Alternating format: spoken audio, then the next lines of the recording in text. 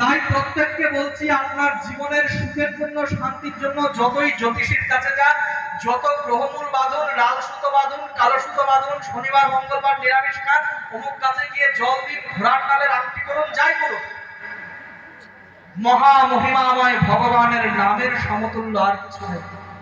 কারণ গ্রহ নক্ষত্র আদি সবাই ভগবানের অধীন, তারা সবাই ভগবানের সেবা করছে। তাই আর কিচ্ছু করতে হবে না, ভগবানের নামটাকে সম্বল করুন। চৈতন্য মহাপ্রভু আচার্য, আচার্য মানে তিনি হচ্ছেন ডাক্তার, ভবরোগ সারাবেন।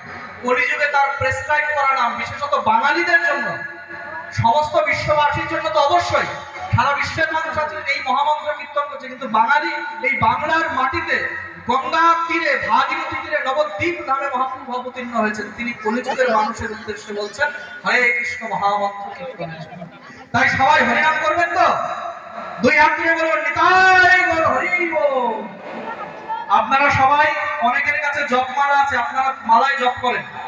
যাদের কাছে জপমালা নেই কিন্তু হরিনাম জপ করার জন্য মালা নিতে চান, তারা আমার সঙ্গে যোগাযোগ করবেন। আপনি মাছ খান, মাংস খান, ডিম খান, যাই খান, আপনি বাড়িতে থাকুন, আপনি জঙ্গলে থাকুন,